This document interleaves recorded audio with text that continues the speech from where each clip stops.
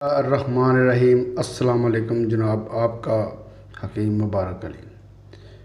آج کا ہمارا موضوع ہے جی معدہ کی خرابی۔ آپ کو ہربل ادویات کے بارے میں بتانا شروع کیا ہے۔ آج سوچا کہ ایک چھوٹا سا ایک مسئلہ جو معدے کا لوگوں کا عام ہے اس پر بات کر لی جائے اور آپ لوگوں کو اس کے بارے میں کوئی میڈیسن بتا دی جائے۔ بات کرتے ہیں جی معدہ کی خرابی۔ بھوکا نہ لگنا، کھانے کے بعد کھٹے ڈکار آنا، کھانا جلدی ہضم نہ ہونا یا نقلی بھوکا لگنا، معدہ میں گیس پیدا ہونا وغیرہ۔ یہ آج کل وہ پرابلم ہے جو لوگوں میں عام ہے۔ چھوٹی چھوٹی بیماری ہیں، اس کو بیماری نہیں کہہ سکتے، تھوڑی سی معدے کی پرابلم ہے جس پر پریشان ہونے کی ضرورت نہیں ہے۔ آج ہمیں معدہ کی ان بیماریوں پر بات کریں گے جو کہ اس وقت بہت سارے لوگوں کو لاحق ہیں اور لوگ وقت کی کمی یا کسی اور وجہ سے حکیم کے پاس جا نہیں سکتے۔ اگر آپ کے پاس معدہ کی کسی چھوٹی بیماری کے لیے وقت نہیں ہے تو کوئی بات نہیں، تھوڑا انتظار کر لیں، پھر آپ کے پاس وقت ہی وقت ہوگا لمبے علاج کے لیے۔ جی ہاں جناب، یہ حقیقت ہے۔ اگر آپ اپنی صحت کے بارے میں سنجیدہ نہ ہوں گے تو یہ معدہ آپ کو خود ہی سنجیدہ کر دے گا، ورنہ آپ خود سمجھدار ہیں۔ آگے چلتے ہیں۔ میں نے جو اوپر معدہ کی بیماریوں کا ذکر کیا ہے اس کے لیے میں آپ کو بہت سارے نسخے لکھ کے دے سکتا ہوں اور آپ کو پنسار کی دکان کی تلاش میں لگا سکتا ہوں، مگر نہیں جناب، میں آپ کو اس طرح کے کام میں نہیں لگاؤں گا۔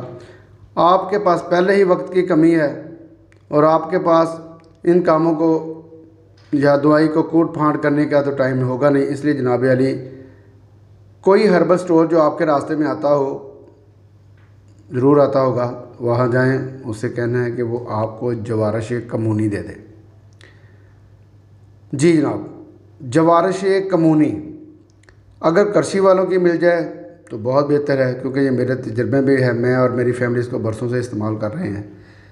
یہ ضروری نہیں ہے کہ بیماری میں آپ استعمال کریں، کھانا کم کھا لیا، زیادہ کھا لیا، گیس ہوگی، عام سی چھوٹی چھوٹی چیزوں کے لیے یہ بہت اعلیٰ چیز ہے۔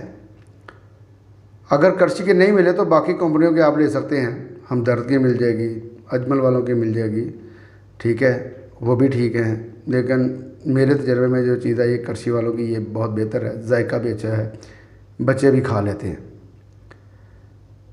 جی جناب، اس کا استعمال یہ ہے کہ اگر بھوک نہ لگے تو چائے کا چمچ کھانے سے پہلے کھا لیں اور آدھا گھنٹہ بعد اس کا اثر آپ کے سامنے ہوگا۔